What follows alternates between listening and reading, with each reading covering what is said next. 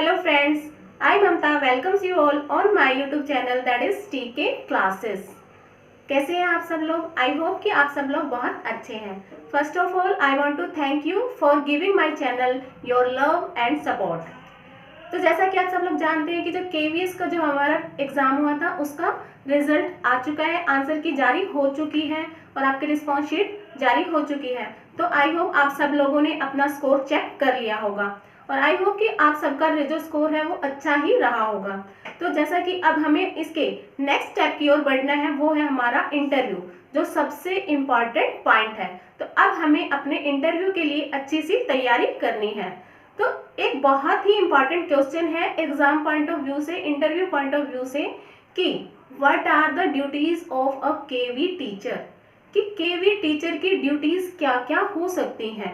तो वैसे तो सभी टीचर्स की जो ड्यूटी है वो सेम ही होती है, ऐसा कुछ नहीं है कि किसी टीचर की अलग है किसी की अलग है. जो टीचर है टीचर की ड्यूटी सबकी सेम होती है, बट फिर भी as a interview point of view कि हमें कुछ ऐसे पॉइंट्स हैं जो हमें इंटरव्यू से पहले अपने माइंड में रखने की जरूरत है. तो आज की वीडियो में हम यही डिस्कस करने वाले हैं, what are the duties of a KV teacher, कि हमें इंटरव्यू में जाने से पहले कौन कौन से ऐसे पॉइंट्स हैं जो हमें पता होना चाहिए कि इंटरव्यू से पहले कि केवी टीचर की ड्यूटी क्या है या टीचर की ड्यूटी क्या क्या है. तो सबसे पहले तो आपको क्या पता होना चाहिए, जैसे ही आप स्कूल में एंटर करते हैं तो सबसे पहले क्या होता है कि आपको अपने स्टूडेंट्स को असेंबली के लिए ले जाना होता है. तो फर्स्ट पॉइंट क्या है हमारा, असेंबली, कि हमें असेंबली के बारे में नॉलेज होनी चाहिए कि असेंबली में क्या क्या एक्टिविटीज होती हैं. तो हमें सबसे पहले स्कूल में एंटर करते अपने क्लासरूम में जाना होता है और क्लासरूम में जाके अपने बच्चों को असेंबली ग्राउंड तक ले जाना होता है और वहाँ पर जो असेंबली की एक्टिविटीज है वो चलती रहती है. बट क्या होता है स्कूल्स में कि हर वीक जो असेंबली की टर्न होती है वो चेंज होती रहती है. तो जिस वीक में हमारी क्लास की टर्न है हमें उसके लिए स्पेशल तैयारी करनी होती है कि हमें पता होना चाहिए कि असेंबली में कौन कौन से कंटेंट्स होने चाहिए, जैसे कि थॉट है, न्यूज़ है या कोई स्पेशल इवेंट है. तो हमें स्पेशल इवेंट के लिए स्पेशल असेंबली उसके लिए भी तैयारी करनी पड़ती है, या फिर किसी का बर्थडे है उसके बारे में भी हमें असेंबली में हम बता सकते हैं. तो इसलिए हमें असेंबली में क्या क्या एक्टिविटीज इंक्लूड की जा सकती हैं हमें उन सब की नॉलेज होनी चाहिए. उसके बाद नेक्स्ट पॉइंट है हमारा रेगुलर पीरियड्स, की असेंबली के बाद जब आपकी क्लासेस शुरू हो जाती है तो आपको क्या रेगुलर पीरियड्स अटेंड करने होते हैं. तो आपको अपने रेगुलर पीरियड्स के साथ साथ कभी कोई टीचर एब्सेंट है, किसी और काम में ड्यूटी लग जाती है, तो आपको क्या उसके साथ रेगुलर पीरियड्स के साथ आपको जो एक्स्ट्रा पीरियड्स हैं वो भी लेने पड़ सकते हैं. तो उन्हें हम कहते हैं या तो अरेंजमेंट पीरियड बोलेंगे कि आपकी अरेंजमेंट लग जाती है, या फिर हम उसको बोलते हैं सब्स्टिट्यूशन पीरियड. क्या बोलते हैं, सब्स्टिट्यूशन पीरियड, की जो सब्स्टिट्यूशनल लग जाती है. कि ऐसा तो पॉसिबल ही नहीं है कि हर एक टीचर 365 डेज या जितने भी वर्किंग डेज है वो हर रोज आ सके, या कोई ना कोई इशू हर किसी के साथ रहता है. तो ऐसी सिचुएशन में हमें क्या होता है, अरेंजमेंट पीरियड्स मिल जाते हैं या सब्स्टिट्यूशनल पीरियड्स मिल जाते हैं और हमें ऑफ कोर्स वो पीरियड्स लेने होते हैं और लेने भी चाहिए.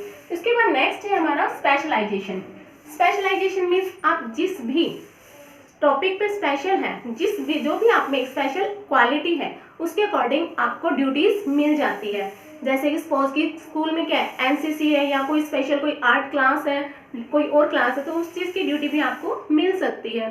तो उसके लिए जैसे कि है स्पेशल एनसीसी तो आपका क्या है कि जो सीनियर लेवल पे होती है, बट प्राइमरी के जो बच्चे हैं उनकी एनसीसी है उसको हम बोलते हैं कब प्लस बुलबुल.